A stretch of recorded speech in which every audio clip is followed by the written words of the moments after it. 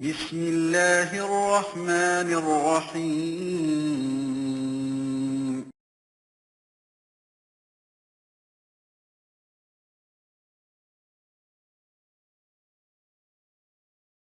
نحمده ونصلي ونسلم على رسول الکریم اما بعد فاعوذ باللہ من الشیطان الرجیم بسم اللہ الرحمن الرحیم مولا صلی وسلم دائما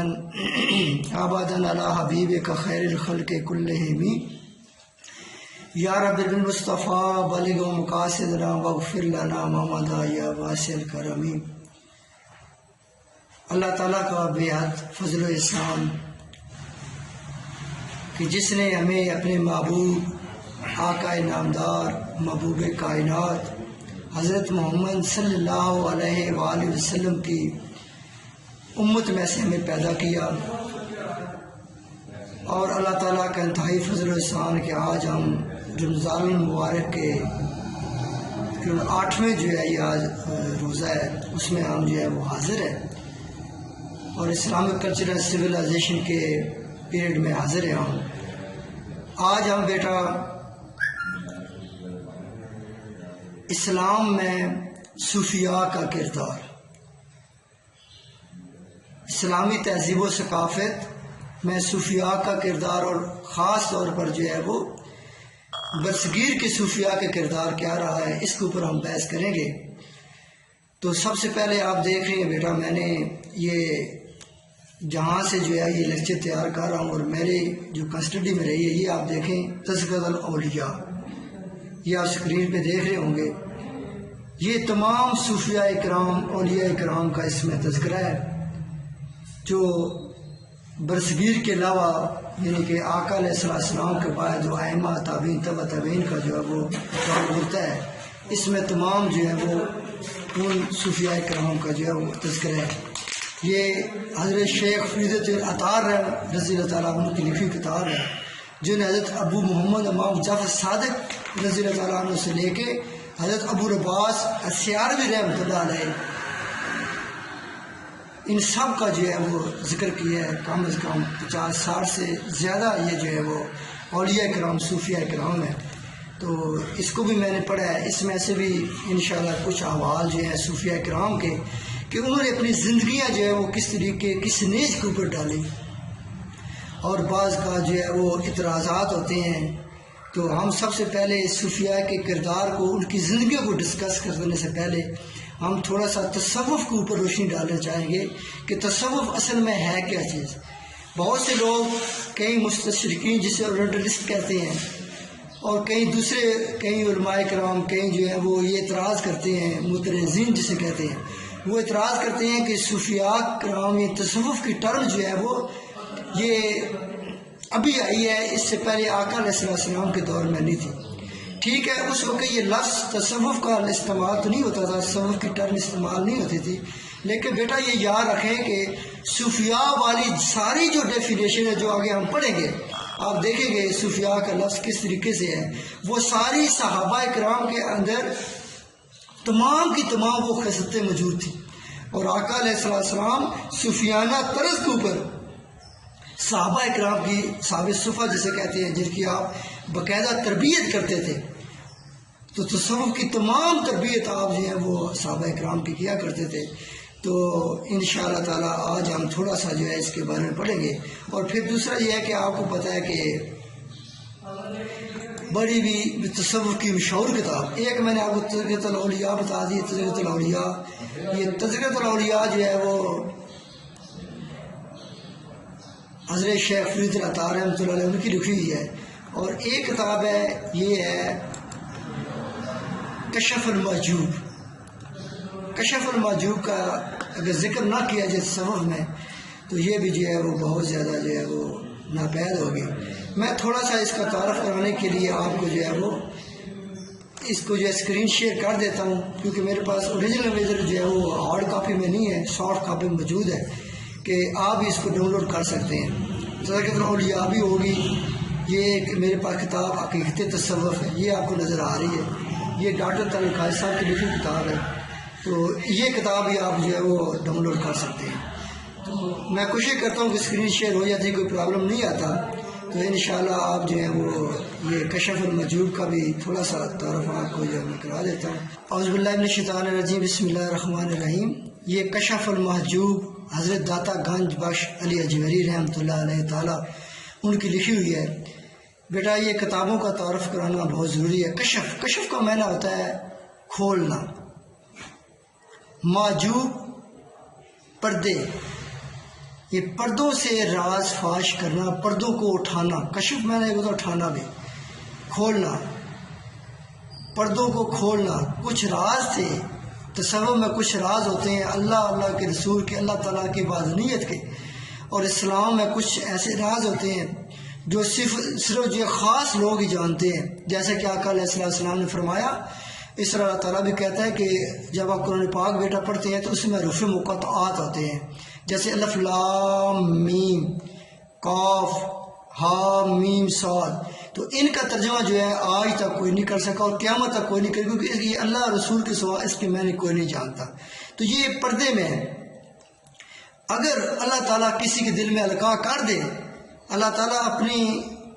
غیب کا علم کسی کو عطا کر دے اور اس کے اوپر یہ اس کے معنی بھی اشکار ہو جائیں، تو پھر ہم کہیں گے کہ اس نے جو ہے وہ اس کو جو ہے یہ معنی جو ہے اس کو ان کو جو ہے وہ ان کا پردہ جو ہے وہ فاش کر دیا ہے۔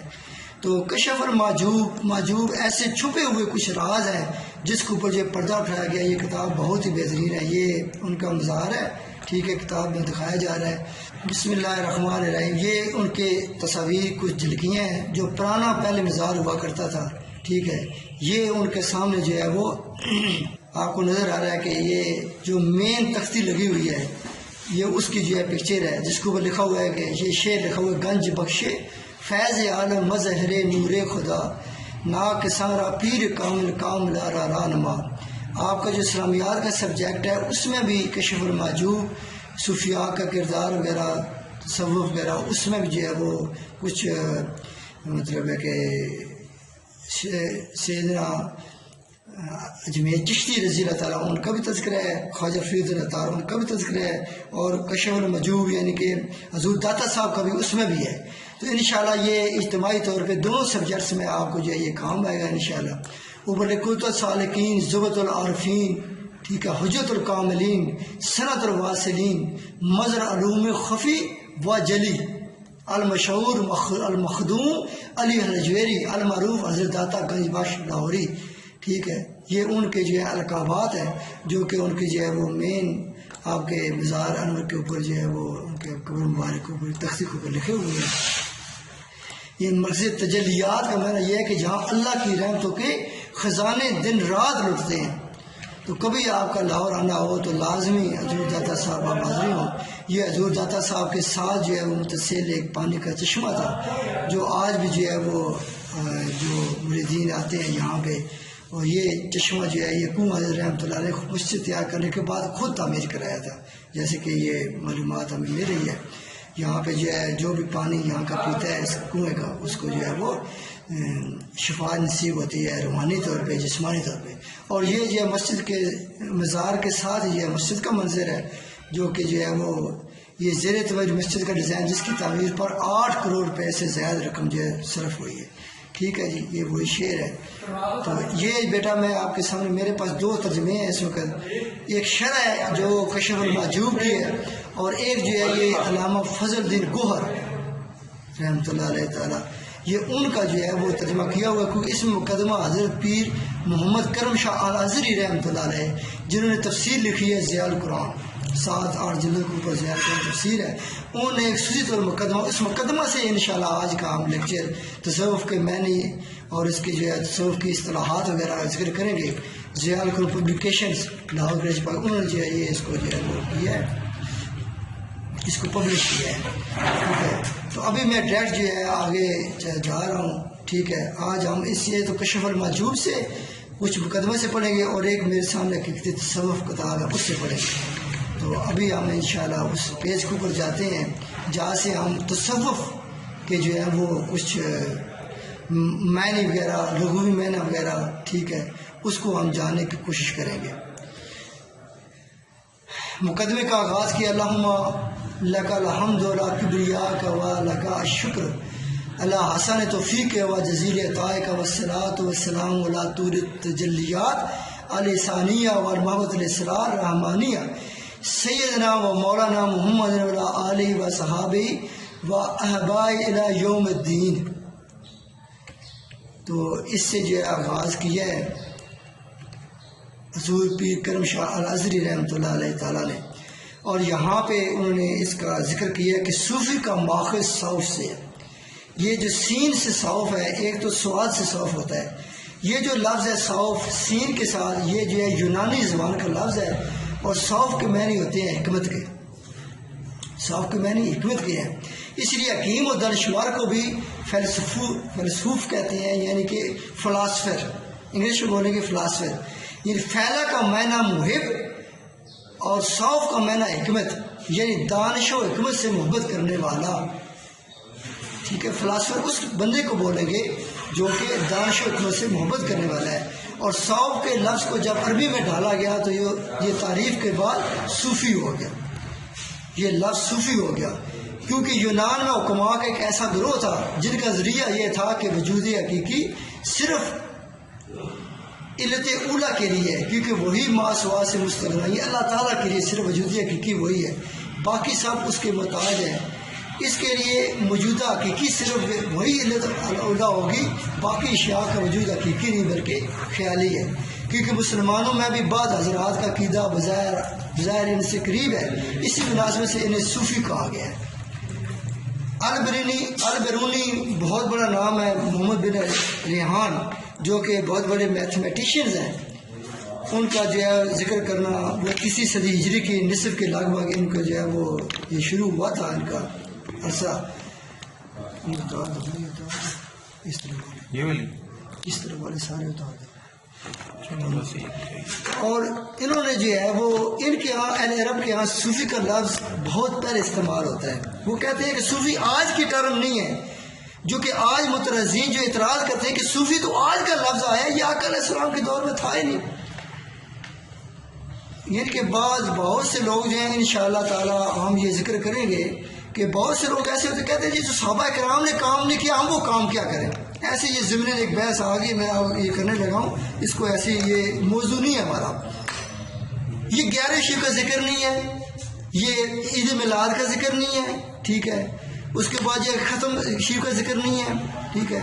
اور کتنی چیزیں، یہ مزارات کو اوپر جانا، مزارات کو عرس کرنے کا ذکر نہیں ہے کیونکہ صحابہ کرام نہیں کرتے تھے. پھر کتنی بحثیں آج چھڑ جاتی ہیں کہ یہ صحابہ کرام کیونکہ نہیں کرتے تھے اسی لیے جو ہے یہ چیز آج بھی نہیں ہونی چاہیے، ٹھیک ہے نا.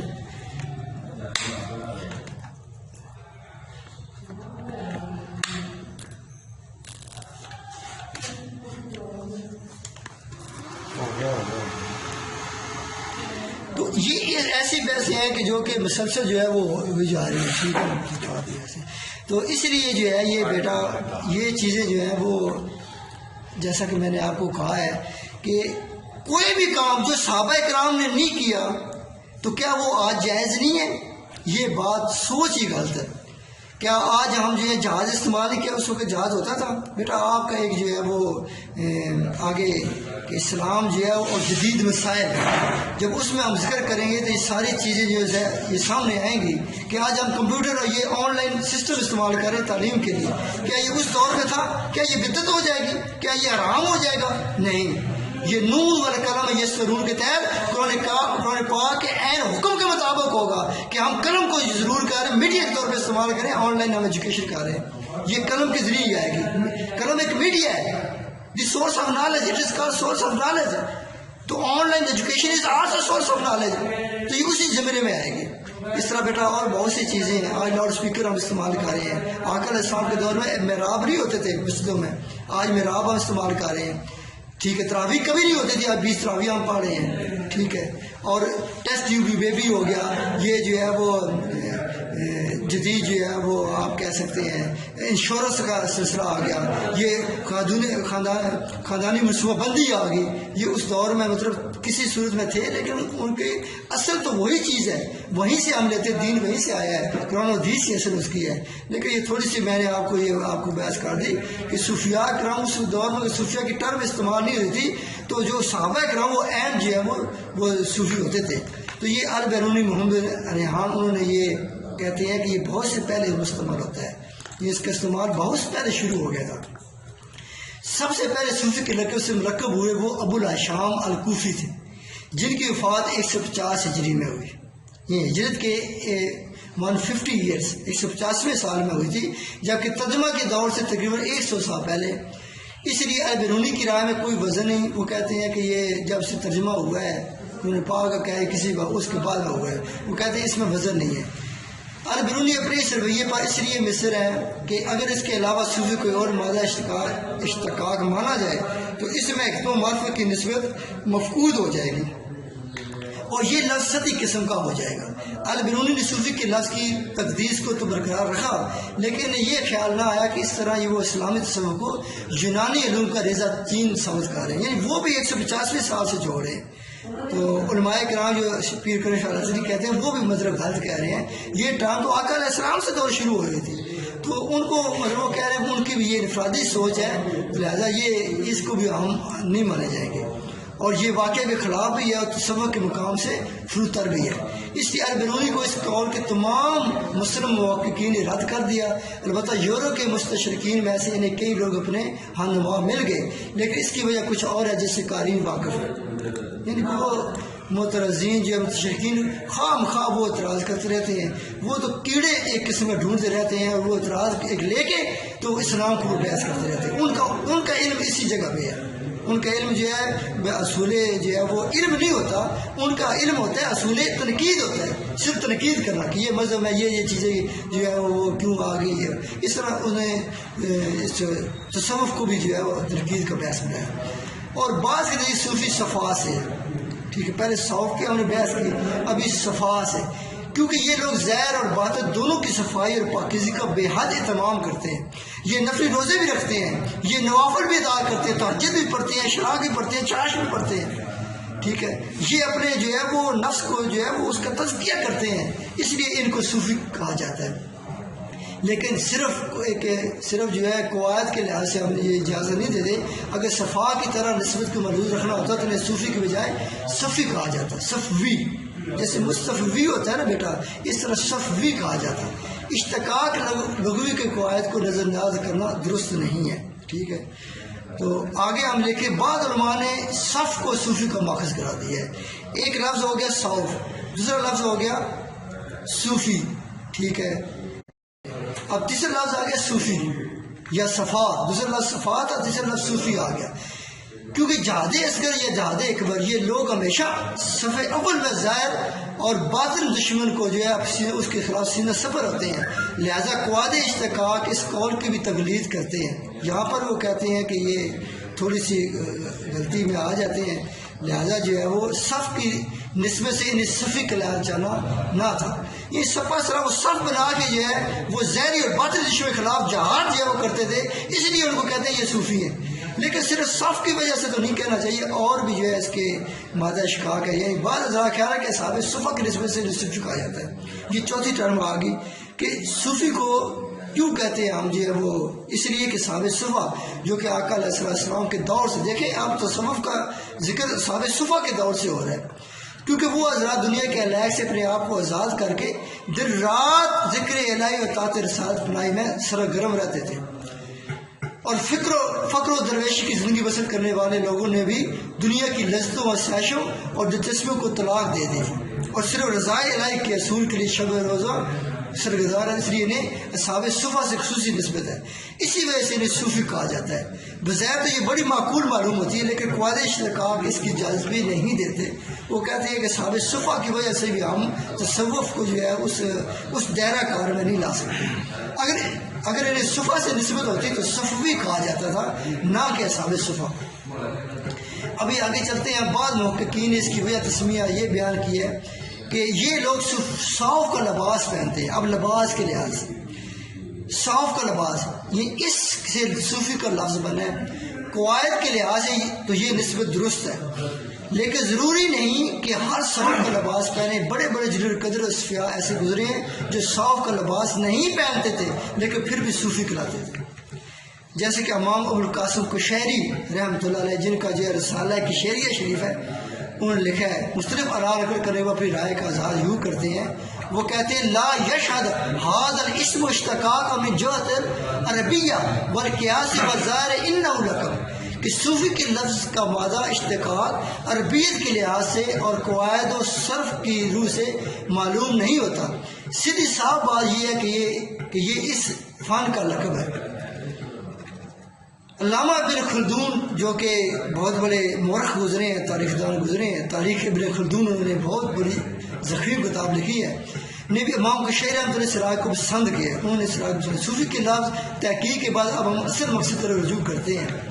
یعنی کہ اصل تصوف کا مفہوم کیا ہے. صوفی کے ہم لفظ کے اوپر بحث کر لی، لغوی بحث کر لی، تو اصل جو ہے وہ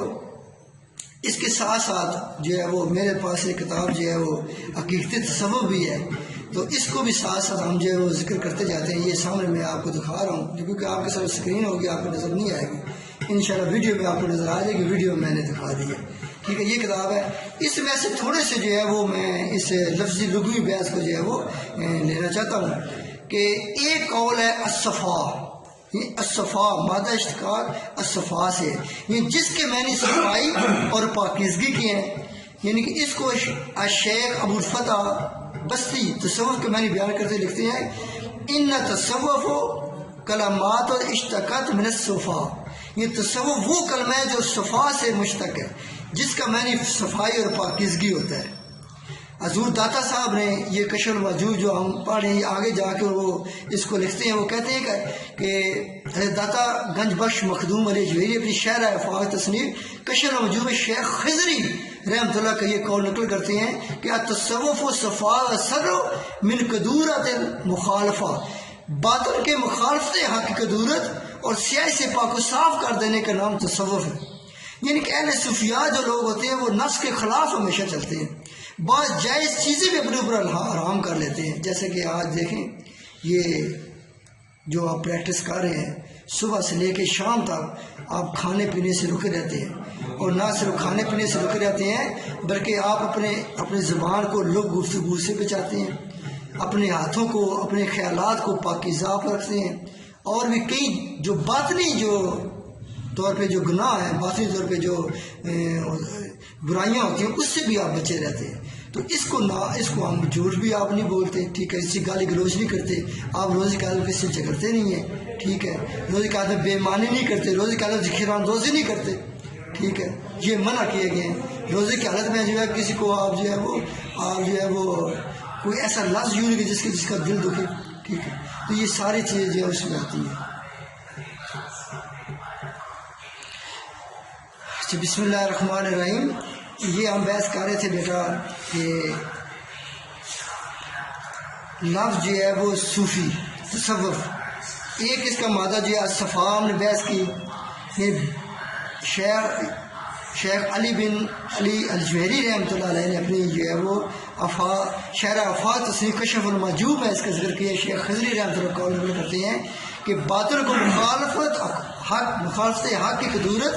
اور سیاہ سے پاک صاف کر دینے کا نام تصوف ہے، ٹھیک ہے. اور دوسرا قول ہے الصف، یعنی کہ تصوف کا دوسرا مادہ اشتقاق جو ہے وہ الصفو ہے، یہ جس کے معنی محبت اور دوستی میں اخلاص کے ہیں، ٹھیک ہے. اور تیسرا اس کا لفظ ہے الصوف، یعنی کہ الصوف صوف، یعنی صوف سے مشتق ہونے کی وجہ سے اس کا معنی اون ہے، یعنی اون کا جو لباس پہنتے ہیں جیسے پہلے میں نے ذکر کیا، اس لیے بھی اس کو کہتے ہیں. یہ بعض مردان حق نے قرون اولا میں اظہار تزلزل مجاہدہ اور غایت عز و اعزاء کی خاطر کھردرا اور اونی لباس پہنا، چنانچہ اس اونی لباس کی مناسب سے ان کو صوفی کا لقب دیا گیا. شیخ ایاز الدین رحمۃ اللہ فرماتے ہیں کہ چون چون در زمانے سابق صاحبان صفات مذکورہ صوف می پشیدت لہذا مجازہ اعمال و افعال اشارہ تصوف نامینت. غیاث لغات میں لکھتے ہیں یہ 113 صفحہ نمبر 113 پہ وہ کہتے ہیں چونکہ گزشتہ زمانے قرون اولا میں یہ، کیونکہ میں نے فارسی زبان بیٹا آپ کو پڑھی ہے، یہ فارسی زبان میں لکھا ہوا میں نے آپ کے سامنے پڑھا ہے، تو فارسی زبان بھی جو ہے یہ پہلے برصغیر پاک و ہند میں اولیاء کرام اور صوفیاء کرام کی زبان ہوا کرتی تھی. اور یہ بات آپ آج یہ یاد رکھ لیں کہ کشف المجوب وہ پہلی کتاب ہے جو کہ فارسی زبان میں لکھی گئی. فارسی زبان میں پہلی کتاب اگر تصوف کے موضوع پر کوئی لکھی گئی ہے تو حضور داتا صاحب رحمۃ اللہ علیہ کی کتاب کشف المجوب ہے. اس کے بعد جو ہے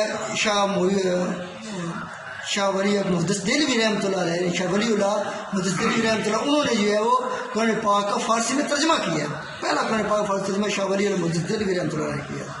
یہ جو فارسی زبان ہے اس کا بھی طلب یہ تصور یہ بھی ضمن بیان سال کے بتا دیا میں نے. اچھا وہ لکھتے ہیں کہ چونکہ گزشتہ زمانے قرون اولا میں مردان حق تذلیل اور غایت ظلمساری کے باعث اونی لباس پہننے لگے تھے، اس لیے اس مناسبت سے ان کے اعمال و افعال کو تصوف کا نام دیا گیا. سمجھ آ گئی آپ کو؟ اب علامہ ابن خلدون اسی موقف کی تائید ان الفاظ میں کرتے ہیں کہ ان تصوف و مشتقہ من الصوف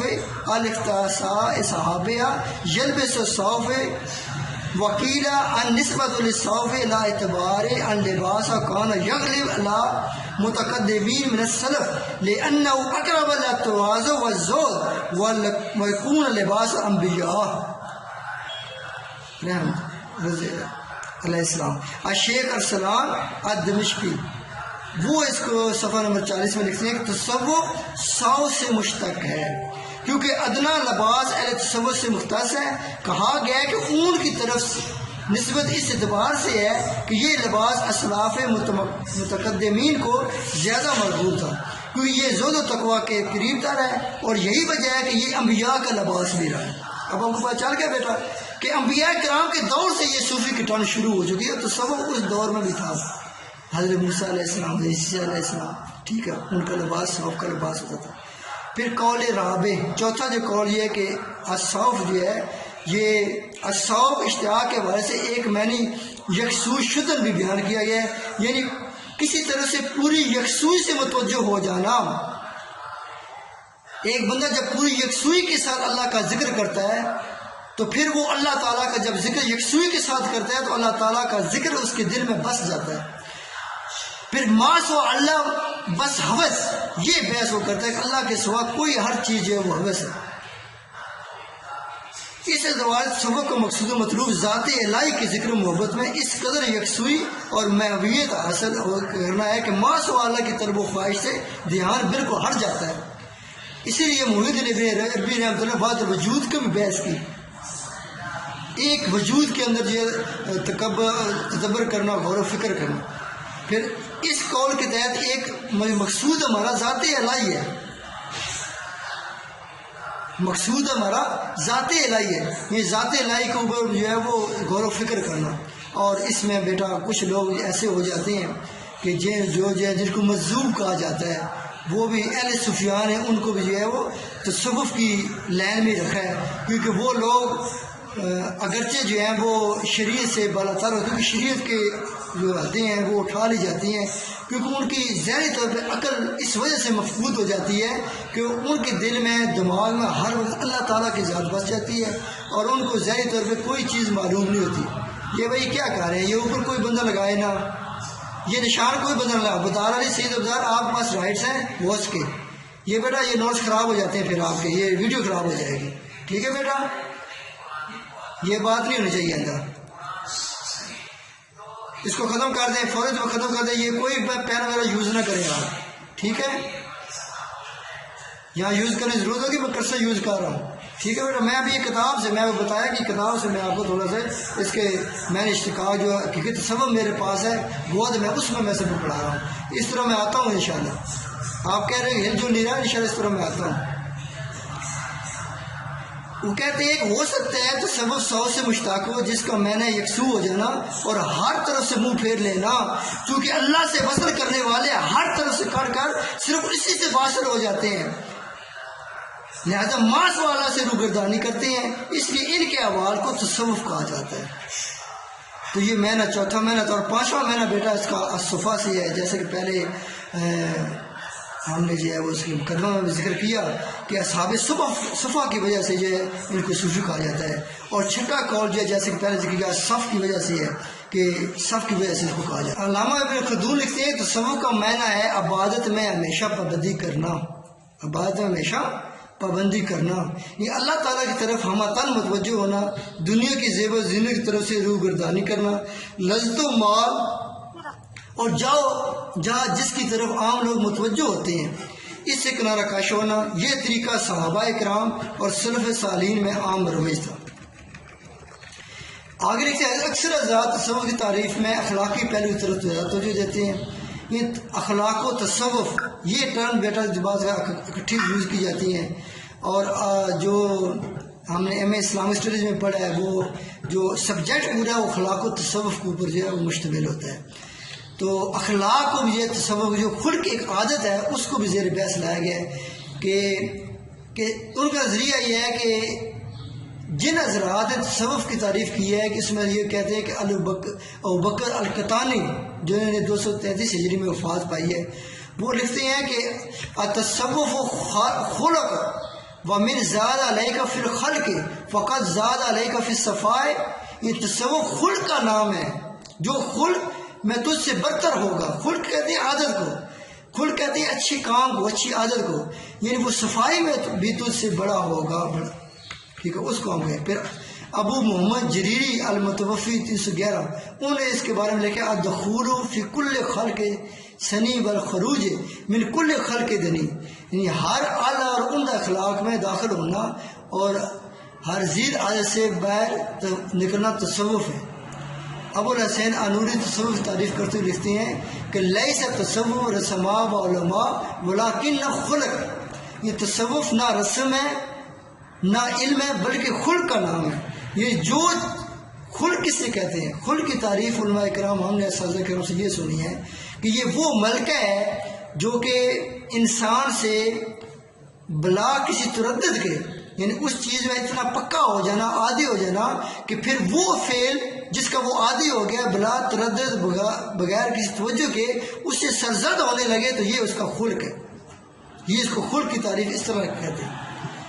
مثال کے طور پہ آقا علیہ السلام کی سنت مبارک ہے کہ جب مسجد میں داخل ہونے لگے تو دایاں پاؤں پہلے اندر رکھیں، جب باہر نکلے تو بایاں پاؤں پہلے رکھیں، اس طرح واش روم میں جائیں تو پہلے بایاں پاؤں اندر رکھیں، باہر جائیں تو دایاں پاؤں پہلے۔ تو یہ لیکن بعض صوفیاء کرام اولیاء کرام ان کا یہ عادت بن جاتی ہے کہ وہ پھر ان کے خیال بھی نہیں ہوتا تو ان کا آٹومیٹکلی دایاں پاؤں جو ہے وہ مسجد میں اندر چلا جاتا ہے، باہر نکلتے بایاں پاؤں آٹومیٹکلی آ جاتا ہے، تو یہ ان کی عادت خلق بن جاتا ہے، تو اس کو یہ کہتے ہیں کہ یہ لوگ صوفی ہیں، ٹھیک ہے۔ تو ابھی تھوڑی سی بات جو ہے یہ یہاں پہ روک کے میں تھوڑی سی یہ، کیونکہ میرے پاس کتاب حقیقت تصوف ہے، اس میں سے میں جو ہم نے مادہ اشتقاق ہم نے جو ہے وہ پہلے ہم نے ذکر کیے ہیں، اس میں سے سب سے پہلے الصفا کا قرآن پاک میں اللہ تعالیٰ اس طرح ذکر کرتا ہے، صفا کا میرا پاکیزگی اور صفا کا میرا جو طہارت ہے، تو اللہ تعالیٰ قرآن پاک میں متففین سورہ متففین سورہ نمبر 83 اس کی آیت نمبر 14 لکھتے ہیں کلا اعوذ باللہ من الشیطان الرجیم بسم اللہ الرحمن الرحیم کلا بران علی قلوبہم ما کانوا یکسبون، ہرگز ایسا نہیں بلکہ اصل وجہ ان کی تکذیب کی یہ ہے کہ ان کے دلوں پر ان کے اعمال بد کا زنگ بیٹھ گیا۔ تو قاضی ثناء اللہ پانی پتی رحمۃ اللہ علیہ جو کہ تفسیر مزری جنہوں نے لکھی ہے، ٹھیک ہے نا، یہ تفسیر مزری کا تھوڑا سا تعارف کراتا جنہوں تو کہ آپ اسلامیات کے اسٹوڈنٹ ہیں کہ تفسیر مزری جو ہے بہت ضخیم کتاب ہے، کوئی قاضی ثناء اللہ پانی پتی رحمۃ اللہ نے لکھی، اور اس کا ذکر بھی تصوف کے حوالے سے اس لیے ہے کہ ان کے جو مظہر جانا ان کے پیر و مرشد ان کے استاد کا نام تھا، روحانی پیشوا کا نام تھا، تو ان کے اپنی اتنی محبت اور اتنی عقیدت تھی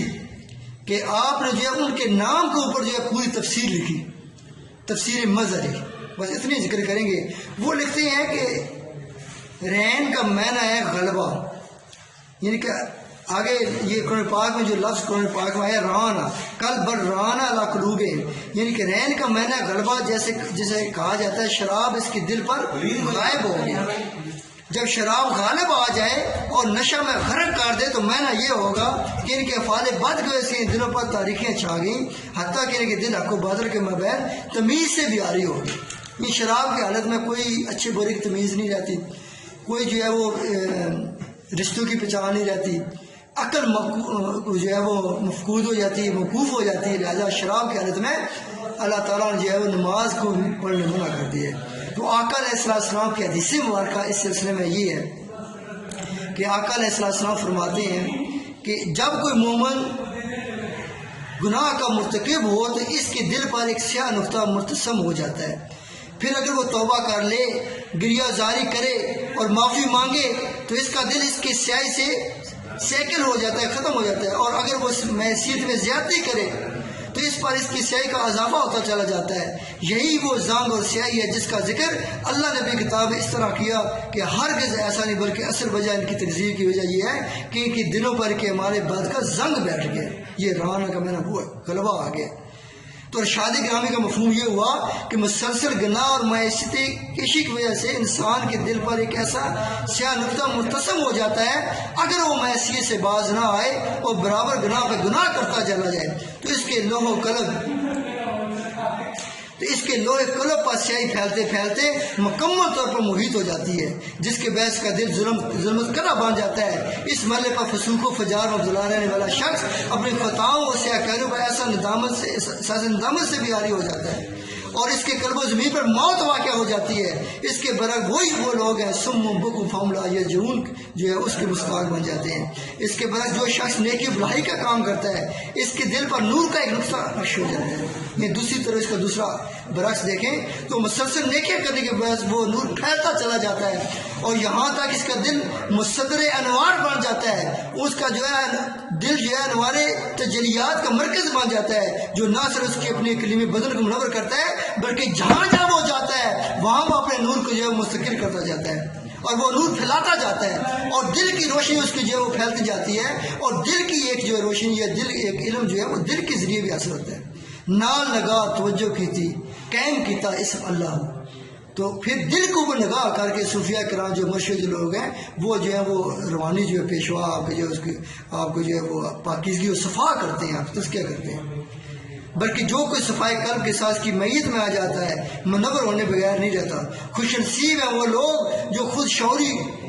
کی دولت سے بہربار ہیں، جنہیں دل کی ظلمت اور باطن کی سیاہی سے آگاہی میسر ہے اور ہر لمحہ توبہ کے نور سے لوگوں دل کی تاریکیوں جالوں میں بدلتے رہتے ہیں. اور یہ سب کچھ اللہ کا فضل و کرم شامل ہوئے بغیر ممکن نہیں ہے. پس صوفی وہ شخص ہے جس نے اپنے قلب و باطن پر گناہوں اور آلودگی سے پاک اور مزکہ کر لیا ہے اور اس کا آئینہ دل پر معصیت کی پرچھائیاں بھی باقی نہیں رہی اور تزکیہ تصفیہ باطن کی راہ کو تصوف کے نام سے منسوب کیا جاتا ہے. جب صفا کا یہ معیار نصیب ہو جائے تو انسان قلب و باطن اور ان کیفیت سے لذت آشنا ہو جاتا ہے. پھر اللہ تعالیٰ اپنے جو ہے وہ کشف المحجوب اس لیے نام رکھا گیا نا حضور داتا صاحب نے کہ اس سے پھر راز ہوتے ہیں. اللہ تعالیٰ اپنے حضرت علی اجویری رحمۃ اللہ علیہ کشف المحجوب فرماتے ہیں کہ ان صفا صفا صدق ان ارادت صوفیہ اللہ تحقیق یاد رکھ کے صفا اور در حقیقت صدیق کی صفت ہے. اگر تو ضرور حقیقت صوفی بننا چاہتا ہے. جی بیٹا کوئی بات کر رہے ہیں؟ آواز کٹ کے آ رہی ہے، بس تھوڑی سی ڈسٹریکشن ہو رہی ہے، کوئی وہ اس وجہ سے ہوتا ہے، ورنہ یہ ساتھ یہ ریکارڈیں جو کر رہا ہوں نا اس میں انشاءاللہ آواز آپ کو صحیح آئے گی. ٹھیک ہے نا، تو انشاءاللہ آپ کو مل بھی جائے گی. تو آپ جو ہے وہ ہمتر گوش ہو کے بس بیٹھے رہیں، سراپا ادب کر ہو کے بیٹھے رہیں، انشاءاللہ آپ کو فائدہ ہوگا. دوسرا معنی بیٹا الصفو یعنی کہ مادہ اشکا، دوسرا الصفو لیا گیا اور تیسرا الصوف لیا گیا. الصوف جو ہے وہ اس کو جو ہے وہ نبی کریم صلی اللہ علیہ وسلم نے اپنی حدیث مبارکہ میں اس طرح ذکر کیا ہے کہ انس بن مالک قال قال رسول اللہ صلی اللہ علیہ وسلم. یہ تھوڑی سی بحث ہم کیونکہ یہ صوف کی جو ہے وہ صوف کی ہم بحث کر رہے ہیں بیٹا، تو اس حوالے سے ابھی میں نے وہ اسکرین شیئر ختم کی ہے، تو یہ میں کتاب جو ہے نا یہ آپ کے سامنے دکھا کی تصوف سے تھوڑا سا میں اس کو قرآن و حدیث کی روشنی میں اس کو بحث کر رہا ہوں، ٹھیک ہے نا۔ تو اس حوالے سے آپ جو ہے تھوڑا سا مترگوش ہوں کہ آقا علیہ السلام نے الصوف کی بحث اس طرح کی ہے کہ انس بن مالک قال قال رسول اللہ صلی اللہ علیہ وسلم یجیب دعوت العبد و یرکب الحمار ویرکب الصوف۔ انس بن مالک سے روایت ہے کہ رسول اللہ صلی اللہ علیہ وسلم غلام کی دعوت قبول فرما لیتے، گدھے پر سواری فرما لیتے اور صوف زیب تن فرما کرتے تھے۔ لباس، سواری اور دعوت میں تینوں میں آپ کی جو ہے صوفیانہ خرچ تھے آپ کے تھے۔ اکثر انبیاء علیہ السلام صوف کا لباس پہنتے تھے۔ حضرات عیسیٰ علیہ السلام کے بارے میں منقول ہے کہ آپ نے فرمایا لباس یا صوف و شعاری الخوف۔ نشاط و تصوف اسلامی میں کہا گیا کہ میرا لباس صوف اور شعار خوف ہے۔ اس طرح انبیاء علیہ السلام کے صوف پہننے کے بعد میں نبی اکرم صلی اللہ علیہ وسلم سے مروی ہے کہ وہ کہتے ہیں کہ روحا چٹان کے پاس 70 انبیاء گزرے ہیں جن کے اوپر اونی چادریں تھیں، پاؤں ننگے تھے اور بیت الحرام کی طرف جا رہے تھے۔ اس طرح احوال المعارف میں نبی کریم صلی اللہ علیہ وسلم کی ایک اور ذکر ہے کہ جب موسیٰ علیہ السلام اللہ سبحانہ سے ہم کلام ہوئے تو اللہ صوف لباس میں موجود تھے، صوف کے لباس میں موجود تھے، اور وہ کہتے قال رسول اللہ صلی اللہ علیہ وسلم یوم کلم اللہ تعالی موسیٰ علیہ السلام کان علیہ جبت الصوف و کمت من صوف نملہ من جلد حمار غیر مزکہ۔ فرمایا کہ رسول اللہ صلی اللہ علیہ وسلم جس دن موسیٰ علیہ السلام نے اللہ سبحانہ سے کلام کیا تو آپ کے بدن پر صوف کا جبہ، صوف کا تیمم، صوف کی چادر اور صوف کی آستین تھی، اور آپ کے نلینے بمبارے جو تھے گدھے کی بے رنگی خال کے تھے۔ حضرت حسن بصری رضی اللہ عنہ فرماتے ہیں کہ لقد ادرکت سبعین بدربہ کان لباس و میں نے 70 بدری صحابہ کو دیکھا جنہوں نے جو ہے وہ جنگ بدر میں حصہ لیا تھا کہ ان کا لباس صوف کا تھا، صوف کا لباس پہنے ہوئے تھے، وہ صوف کا لباس پہنے ہوئے تھے۔ حضرت ابو حریرہ رضی اللہ عنہ اور فضیل بن عبیدہ رضی اللہ عنہ کی روایت ہے کہ یہ بدری صحابہ فکر و فاقہ کی حدوں سے اس قدر کمزور تھے کہ وہ بھوک سے نڈال ہو کر گر پڑتے تھے، حتیٰ کہ عرب انہیں پگڑنے سمجھنے لگتے تھے، پاگل سمجھنے لگتے تھے۔ ان کا لباس صوف کا تھا کہ بعد اپنے لباس پسینے سے شرابور ہو جاتے اور جب بارش پڑے ان کے بھیڑ کی اون کی بو پائی جاتی تھی۔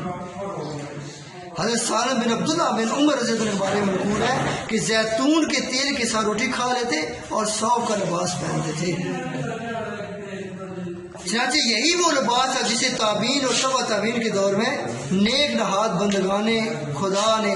سنتے انبیاء اور صحابہ کی پیروی میں ازرائے عز و انصاری تواضع اپنے آپ کو تذلیل کرنے کے لیے بنایا، اور اسی لباس کی نسبت سے انہیں صوفیاء کہا جاتا ہے۔ اور اس طریقہ زندگی کو جو محبوب حقیقی کے ساتھ سچی لو لگا لینے سے اس کی محبت میں فنا ہو جاتے ہیں، وہ جو ہے وہ اپنے آپ کو تصوف کا جو ہے وہ اس کی لائن میں لے آتے ہیں۔ گویا لذات جسمانی سے کنارہ کشی اور علاقے دنیاوی سے دستبرداری کے ساتھ ساتھ محبوب حقیقی کی بارگاہ میں ظاہر و باطن انصاری اور تواضع و ذرت سے عبارت زندگی کو تصوف کا نام دیا گیا۔ ایک تھوڑا سا نقطہ یہاں پہ واضح کرنا ہے کہ صوفیہ اپنے تشخص ظاہری لباس کے حوالے سے قائم کیوں کیا، یعنی کہ لباس صوفیانہ آپ نے کیوں پہنا، اس کی وجہ کیا ہے؟ تصوف سراسر باطنی اور روحانی کمالات سے عبارت ہے، یہ اس بات میں کوئی شک نہیں ہے، اور لفظ تصوف کے دیگر مادہ اشتاق جو ہیں انہی احوال و کمالات اور باطنی کیفیات پر دلالت کرتے ہیں، لیکن یہ روحانی احوال کیفیتی کمالات ہمیشہ یکساں نہیں رہتے بلکہ مسلسل تغیر پذیر ہوتے رہتے ہیں۔ انہی احوال کیفیت دلالت کرنے والا ایک اسم صوفیاء کے ہاں ابدال استعمال ہوا ہے، یہ ابدال اسے کہتے ہیں، جو صوفیاء کے ہر آن تغیر پذیر احوال کیفیت پر دلالت کرتا ہے۔ اسی لیے صوفیاء نے اپنا تشخص ایسے اس اسم کے حوالے سے قائم کرنا پسند نہ کیا جس کا مسمی و گناہ کو کیفیت و کمالات ہیں جو ہر آن بدلتے رہتے ہیں، بلکہ اپنے تشخص کی بنیاد پر مستقل معمولی یعنی اونی لباس پہ رکھے۔ مزید برآں صوفیاء نے اپنا تشخص اپنے روحانی احوال اور باطنی کیفیت کے حوالے سے قائم کرنا اس لیے پسند نہ کیا کہ ان کے باطنی احوال و کیفیت کو چھپانا اپنا مقصود سمجھتے تھے۔ یہ صوفیاء کرام جو ہیں وہ اپنے آپ کو چھپاتے ہیں، ٹھیک ہے، اور ان کی خواہش ہوتی ہے کہ اپنے باطنی احوال کسی پر منکشف نہ ہوں، چنانچہ انہوں نے اپنا تشخص ایسے لفظ سے قائم کرنا پسند کیا جو ان کے احوال ظاہری لباس سے متعلق منسوب تھا، بالالفاظ دیگر انہوں نے اپنی ظاہری علامت کو تشخص کی بنیاد پر قرار دیا اور ظاہری اعتبار سے تشخص پر دلالت کرنے والے لفظ پر اپنے باطنی احوال ہونے کیفیت پر پرچھائیاں نہ پڑنے دی۔ ان کے کمال درجہ اخلاص اور صدق و صفا کی ایسی لطیف دلیل ہے جس کا اندازہ کوئی صاحب ذوق لطیف ہی کر سکتا ہے۔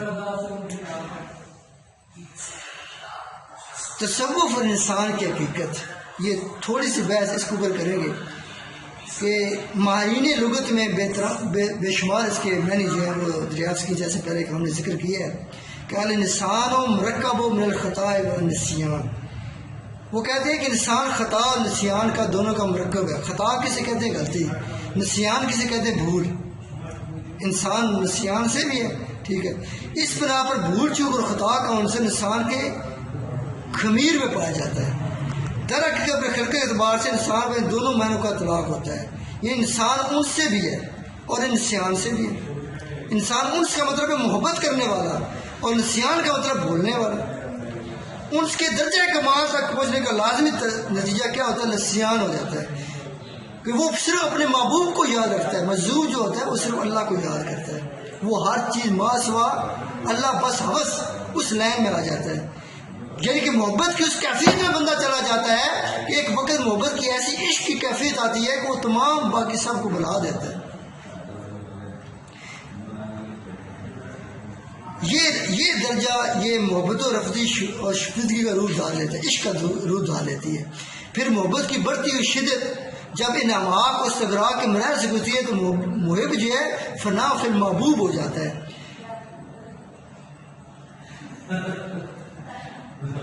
رانجا رانجا آنکھوں مینو ہیر نہ آنکھے کوئی،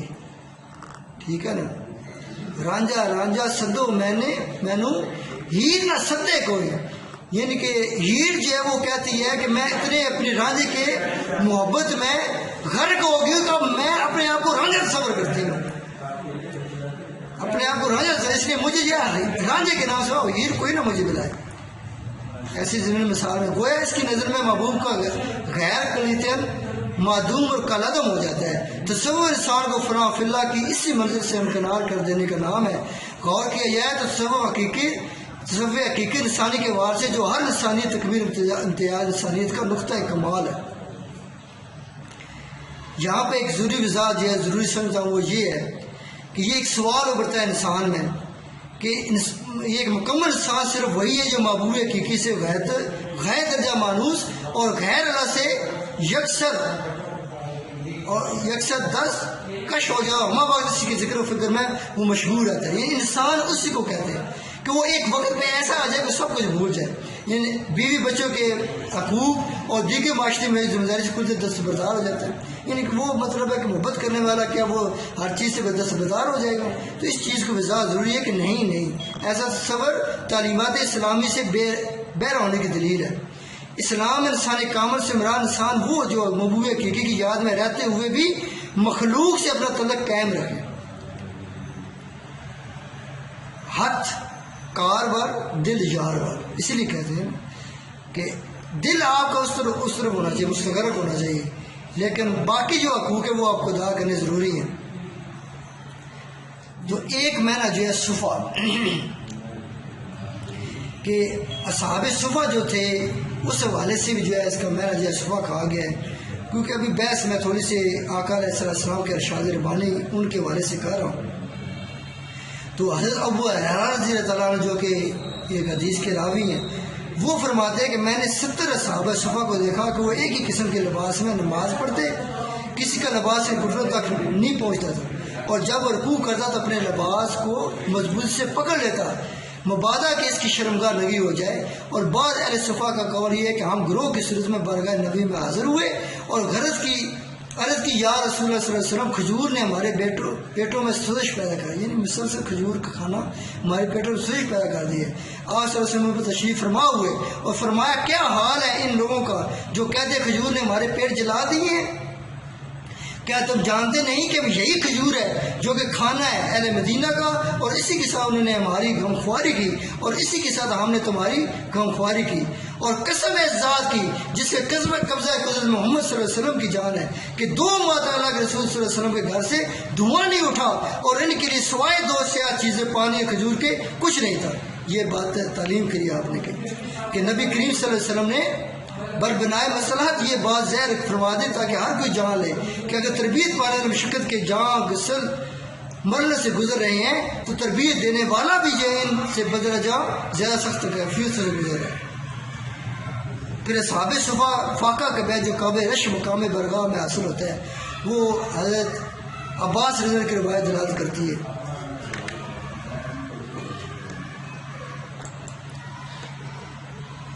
حضرت ابن عباس رضی اللہ تعالیٰ عنہ وہ یہ روایت بیان کرتے ہوئے کہتے ہیں کہ ایک روز رسول اللہ صلی اللہ علیہ وآلہ وسلم اہل صفا کے درمیان کھڑے ہوئے اور ان کے فقر جان کنی اور سرور قلب کو دیکھا، فرمایا اے اصحاب صفا خوش ہو کہ جو تم میں سے موجود صفات پر قائم رہا اور اسی حال پر راضی رہا وہ یوم قیامت میرے رفقا میں سے ہوگا، یعنی وہ میری قربت میں ہوگا۔ اس طرح قرآن پاک میں نفوس قدسی کے بارے میں یوں ارشاد ہوا، یہ اصحاب صفا کا ذکر قرآن پاک ایسا ہوا، اعوذ باللہ من الشیطان الرجیم، بسم اللہ الرحمن الرحیم، للفقراء الذین احصروا فی سبیل اللہ لا یستطیعون ضربا فی الارض، سورۃ بقرہ کی آیت نمبر 273 ہے کہ اور جو خرچ کرتے ہیں ان فقراء پر جو اللہ کی راہ میں اس قدر مصروف ہیں کہ زمین میں معاشی جدوجہد کی استطاعت فرصت بھی نہیں رکھتے، یہ ہر وقت اللہ تعالیٰ کی جب اس میں رہتے، یہ وہ اصحاب صفا تھے جو کرو باطن و ذکیم کے کامل مصداق بن گئے تھے، مشاغل حیات اور علائق دینی سے کٹ کر کمال درجہ اخلاق کے ساتھ اللہ کی محبت میں مستغرق ہو گئے تھے۔ چنانچہ وہ بندگان خدا جنہوں نے ان نفوس قدسیہ کے نقش قدم پر چلتے ہوئے لذات دنیاوی سے کنارہ کش ہو کر محبوب حقیقی کی رضائی کو اپنا مقصود و مطلوب ٹھہرا کر اسی کے مخرج کے طلبگار ہو گئے، پھر وہ صوفیاء کرانے لگے جو اللہ کے مخرج کی طلب میں رہتے، جو اللہ کے رسول کے مخرج کی طلب کے اس کے زیارت کی طلب میں رہتے، وہ لوگ صوفیاء کرام کرانے لگے۔ ان کا طریقہ زندگی تصوف کے نام سے مرسوم کیا گیا۔ اب چھٹا مادہ جو تھا الصف تھا، الصف کے بارے میں جو ہے وہ سیدنا عبد القادر جیلانی رحمۃ اللہ علیہ ان کے نکات جو ہے وہ بہت ہی عجیب ہے، ان کا ہم جو ذکر کرتے ہیں صف کے بارے میں وہ کیا کہتے ہیں، جو مادہ اشتقاق صف ہے کہ صوفی کرام اہل صفوہ کے نام سے مرسوم ہونا ان وجوہات کے بنا پر نور معرفت اور توحید کے ذریعے اپنے باطن کے جملہ علاشوں سے پاک صاف کرنے کی بنا پر ہے، یا اس لیے کہ صحابہ صفوہ کی طرف منسوب ہے، یا صاف ان کے لباس کیونکہ سلسلہ تصوف میں مبتدی جو تصوف کے ابتدائی مراحل میں ہو بکری کا کھردرا صوف لباس پہنتے ہیں، متوسط اور درجے کا صوفی بکری کا صوف جو نہ زیادہ نرم ہو نہ زیادہ سخت، اور منتہی کامل جو تصوف کے مدارج طے کر سکا ہو، نرم اون کا لباس یعنی صوف مرقع صوف کا لباس جس میں پیون لگے ہوں، اور اسی طرح باطن میں بھی ان کے احوال ان کے مراتب کے حسب حال ہوتے ہیں، اور ان کا کھانا پینا ان کے حالات اور مراتب کے مطابق ہوتا ہے۔ صاحب تفسیر مجموعہ نے لکھا ہے کہ اہل زہد کو چاہیے کہ وہ کھردرا لباس پہنے اور جھوٹا موٹا کھائیں، اہل معرفت بہتر لباس پہنے اور بہتر کھانا کھائیں، کہ لوگوں کا اپنے مناظر میں اپنے حسب حال رہنا سنت نبی صلی اللہ علیہ وسلم کے مطابق ہے، تاکہ کوئی اپنی حد سے تجاوز نہ کرے، کیونکہ وہ یعنی اہل معرفت برگاہ عزتی میں اعلیٰ مراتب ہوتے ہیں۔ لہذا تصوف جو ہے 4 حرفوں سے مشتق ہے، فا فلتا یعنی کہ تصوف فا سے ہے، ٹھیک ہے نا، کہ تا تصوف کی پہلا جو ہے وہ لفظ ہے تا ہے، ٹھیک ہے، یہ بڑی جو ہے وہ آخری بحث ہم کرنے لگے ہیں کہ تا صاد واو اور فا یہ 4 حروف کی بحث کر کے انشاءاللہ آج ہمارا یہ جو لیکچر کمپلیٹ ہو جائے گا انشاءاللہ تعالی۔ تو سب سے پہلے تصوف کا بیٹا وہ لفظ ہے وہ تا سے، تا سے مراد توبہ ہے، اہل صوفیاء کہتے ہیں تا سے مراد توبہ ہے، اور وہ 2 طرح کی ہے، توبہ ظاہری بھی ہوتی ہے اور توبہ باطنی بھی ہوتی ہے۔ توبہ ظاہری یہ ہے کہ انسان قولاً فعلاً اپنے تمام اعضائے ظاہری کو گناہوں اور برائیوں سے ہٹا کر اطاعت کی راہ اختیار کرے، نیز خلافت شریعت اعمال سے توبہ کر کے اس کے احکام کے مطابق عمل کرے، تو یہ توبہ باطنی توبہ ہے۔ کہ انسان دل کو علائشوں سے پاک رکھے اور شریعت کے مطابق موافق اعمال صالح کی رجوع کرے. پھر جب برائی نیکی سے بدل جائے تو تا کا مقام مکمل ہو گیا، یعنی اس کو کامل توبہ نصیب ہو. اب دوسرا لفظ ہے سواد. سبب کا دوسرا لفظ کیا ہے؟ سواد. سواد سے مراد صفائی ہے. اس کی بھی دو قسمیں ہیں، قلب کی صفائی، مقام سر کی صفائی. قلب کی صفائی یہ ہے کہ دل ان بشری قدورتوں اور علائشوں سے پاک ہو جائے، اور جو عموماً دل کے اندر پائی جاتی ہے، مثلا بکثرت کھانے پینے، دنیاوی رغبتیں، مثلا زیادہ کثرت جمع، اور اپنے اہل عیار کی حد سے زیادہ محبت وغیرہ. یعنی مذکورہ عادات ضمیمیہ میں سے دل کو پاک صاف کرنے کا ایک ہی طریقہ ہے کہ ابتدا میں شیخ کامل کی تلقین سے ذکر الہی بالجار بالتزام کیا جائے، حتیٰ کہ مقام ذکر خفی ہو جائے، جیسے کہ ارشاد باری تعالیٰ ہے کہ ایمان والے وہی ہیں جب اللہ کا ذکر کیا جائے تو ان کے دل دہل جائے. اور عزت الہی کا خوف دل میں اس وقت پیدا ہوتا ہے جب قلب غفلت کی نیند سے بیدار ہو جائے اور آئینہ دل سے سکن ہونے کے بعد اس قدر شفاف ہو جائے کہ اس میں خیر و شر کی غیبی صورت منکش ہو جائے، یعنی نیکی اور بدی صاف نظر آنے لگے. یعنی آدمی یہ ایک شر اور خیر میں تفریق کرنا شروع کر دے. ایک صوفی جو ہے وہ شر اور خیر میں صحیح تفریق کر سکتا ہے. یہ بیٹا کیوں ضروری ہے؟ صوفی اپنے جو ہے تصوف کی اصلاح کیوں رکھتے ہیں؟ بسم اللہ الرحمن الرحیم. تصوف کی بحث میں ہم جو تصوف کے ورڈز ہیں، حروف ہیں، لیٹرز، تصوف کے دیر آر 4 لیٹرز، تا، صاد، واو اور فا. تو ابھی ہم تا کی بحث کر چکے ہیں، ابھی ہم صاد کی بحث کرنے لگے ہیں کہ صاد سے مراد وہ صفائی ہے کہ اس کی بھی صفائی کی دو قسمیں ہیں. ایک ہے قلب کی صفائی، ایک ہے مقام سر کی صفائی. یہ دل اپنی بشری کہتے ہیں انسانی قدورتوں اور لیشوں سے پاک ہو جائے جو عموماً دل کے اندر پائی جاتی ہیں، مثلا بکثرت کھانے پینے، سونے اور گفتگو کرنے کی خواہشات، دنیاوی رغبتیں، مثلا زیادہ کسب سے مراد ہوتا ہے بیٹا زیادہ محنت کرنا، زیادہ نوکریاں، دو چار نوکریاں کرتے ہیں، نماز پڑھنے کا ٹائم نہیں ملتا، قرآن پاک پڑھنے کا ٹائم نہیں ملتا، گھر میں جاتے ہیں گھر میں ٹی وی ڈراموں سے ٹائم نہیں ملتا، بڑی بڑی LCDs لگے ہوئے ہیں، شہر میں گھر منی شہر میں گھر بنے ہوئے ہیں، گھر میں انٹرنیٹ وائی فائی تو لازمی ہونا چاہیے، اور ہر بچے کے پاس موبائل ہے، ٹھیک ہے، ہر وہ گیمیں کو کھیل رہا ہے، کوئی ڈرامہ کے اپنے پسند کا دیکھ رہا ہے، کوئی اپنے پسند کا جو ہے نا، ٹھیک ہے، انٹرٹینمنٹ کے لیے میں نے بھی رات کو رمضان ارطغرل غازی جو ڈرامہ دیکھا ہے، اور میں نے آپ کو بتایا کہ خدا اور محبت ایک ڈرامہ دیکھ رہا ہوں. تو وہ بات انٹرٹینمنٹ کے لیے اللہ تعالیٰ انٹرٹینمنٹ اور اس کا حامی ہے. آقا علیہ السلام خود کہیں گیمیں کرتے رہے ہیں، کشتی ہوگی، ٹھیک ہے، کبڈی وغیرہ ہوگی، نیزہ بازی ہوگی، یہ ساری آپ گیمیں انٹرٹینمنٹ یعنی کہ تباہ کے لیے آپ کرتے رہے ہیں. لیکن یہ بات کرنا کہ ہر وقت جو ہے وہ کمائی پہ رکھنا، یہ مال کی حوث ہے، ٹھیک ہے، اور کثرت جمع ہے، اپنے اہل و یار کے حد سے زیادہ محبت، یعنی اپنے جو ہے وہ بیٹوں کی، اپنے بیٹی کی محبت اتنی غالب آ جائے کہ اللہ کی محبت سے غالب آ جائے. بھائی بیٹی میری سوئی ہوئی ہے تو میں جو ہے اٹھ کے جو ہے وہ کیا کر نماز نہ پڑھ سکوں؟ نہیں. ان مذکورہ عادات ضمیمیہ سے دل کو پاک صاف کرنے کا نام ہی تصوف ہے. ابتدا میں شیخ کامل کی تلقین سے ذکر الہی بالجار کہتے ہیں اونچی آواز ذکر کرنا. یہ اولیاء کرام کا وتیرہ ہے کہ وہ ہمیشہ ذکر کرتے ہیں، ذکر بالجار کہتے ہیں. جب مثال طور پہ نفی ثبات کا ذکر ہے، کہتے ہیں لا الہ الا اللہ،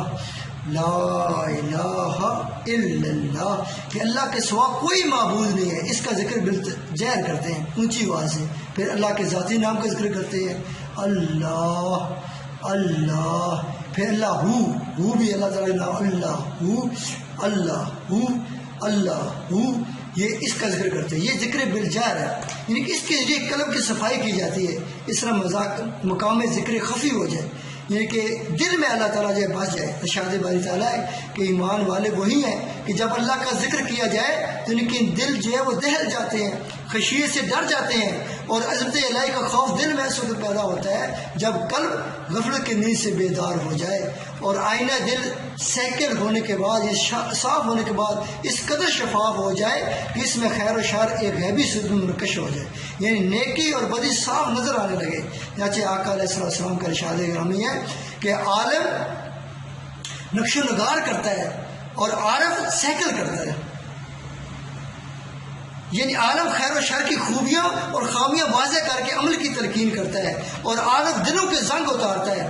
اور عارف مقام سر کی صفائی اللہ تعالیٰ کے سوا ہر چیز سے روگردانی اور اس کی محبت و سماعت توحید کا زبان سے باطنی زبان سے یعنی دائمی ذکر کرنے سے حاصل ہوتی ہے۔ پس انسان جب اس کا حامل ہو جاتا ہے تو مقام سعادت حاصل ہو جاتا ہے۔